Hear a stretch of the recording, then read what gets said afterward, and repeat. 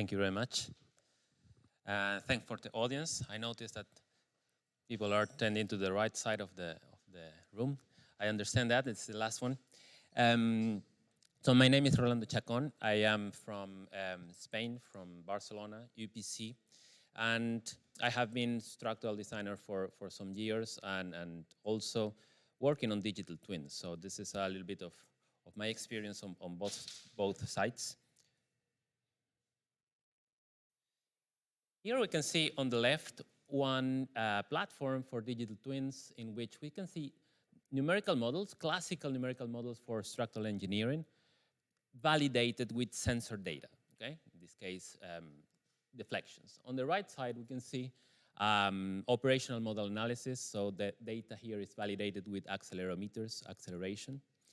And in both cases, this is a digital twin platform that absorbs structural data, structural analysis data, okay? Here you can see a video in which there is a building, also digitally twinned, and data from the temperature from the concrete during casting is being fed to the structural analysis. So the structural analysis is getting real data, or realistic data, I mean. And here we can see an example of vault, Catalan vault, historical classical design in Catalonia, with a detailed simulation validated also at the lab. This is an example of a twin structural element. The first cases were more like infrastructure or a building, and in this case, this is a specific element. So in all cases, there is data that comes from structural analysis, and that's a little bit the introduction of this presentation. So here I present something many people call the silos, okay? Information silos, the current state of most assets in which we have stakeholders, many people working on structural analysis, some others in BIM, some others in on-site measurements, sometimes, not always, construction validations and other data, okay? Occasionally we have data related into structural analysis and BIM, that happens. We also have sometimes structural analysis validated with on-site measurements or construction validations like regulations, how it works, but also BIM with construction validations. But this twin I'm talking about, which I believe it's a future state of most assets, it's encompassing all of them together in the same platform. So there are works on that, okay? There are works on data transfer from structural analysis. There are open data models for structural simulations, mostly based on IFC. Also relationship between BIM and structural simulation. This is also something quite studied. Also using IFC as an ontology. Also sensors and structural simulations. But we are now working on the fourth point in which we are integrating these structural simulations within semantic digital twins, okay? So in this case, IFC is understood as an ontology and coupled with other ontologies in the form of graph databases. And with that, this is, let's say, one of the examples of this integration with the databases or graph databases.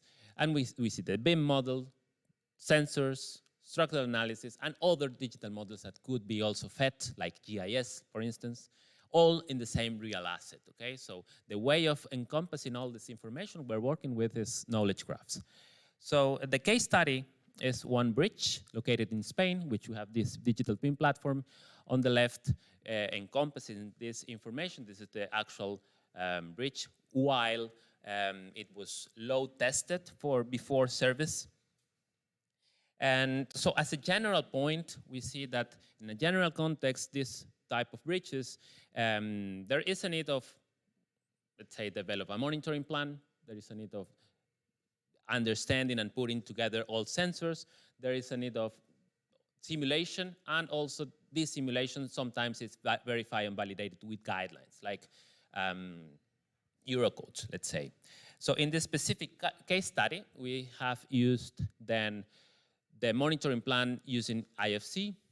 For the sensors, there are 3 types of sensors: LVDTs for deflection, strain gauges, and accelerometers.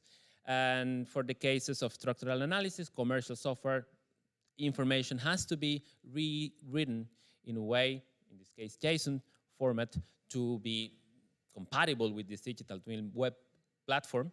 And the guidelines in this case are the guidelines related to the load testing, because we had this access to the load test in the case of that bridge.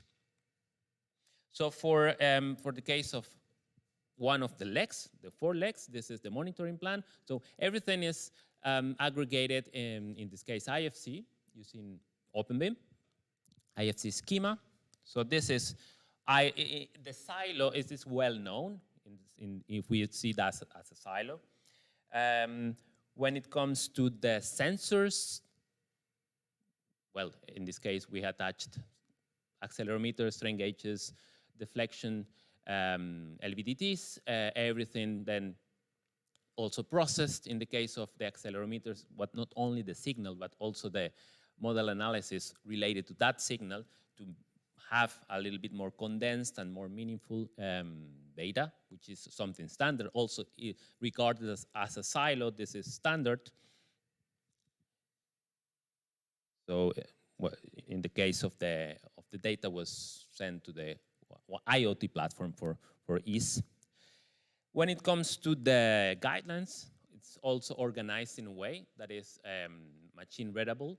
Well, this is JSON, but this is actually a translation of the guidelines to JSON to be part of the same information construct, and the structural analysis as well. Okay, so we have here the structural analysis also written in JSON format, which originally was written in a commercial software,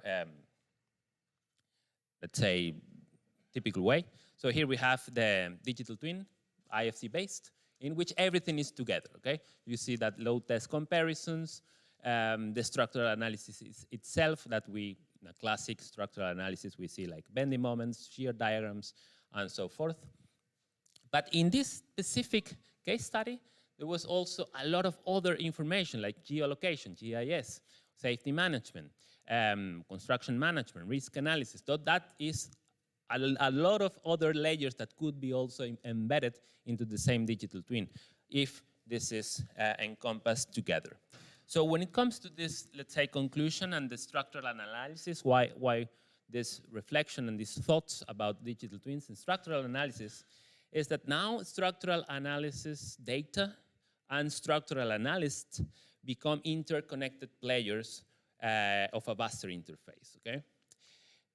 This is, let's say, the characteristics, but I would like also to just finish to put the challenges of the structural analysis people now, because let's focus on the first point, which is structural analysis become interconnected players, but there is a lack of structural engineers with expertise in IT, which is now they need to know about these information translations, but they were focused on the bending moment diagrams, let's say.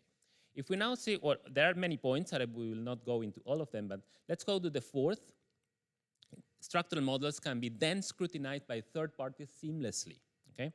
Which is something that may raise concerns from liability, because structural analysis is at design stages, signed and verified using, let's say, local laws, and now it becomes like in a data arena with everyone knowing and understanding what is happening, also validation.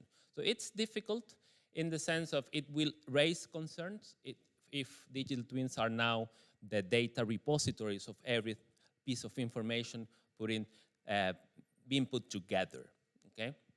Of course, there is all, technically speaking, the last point is software is still, we need maturity for this seamless integration, but it's not only about technical integration, it's also about the reluctance of structural engineers when it comes to this absolutely transparent data sharing in the era of digital twins that we are foreseen for the next years. Okay? And with that, I think this is what I wanted to say, and some thoughts about digital twin and structural analysis. Appreciate and thank you very much for your attention in this last session.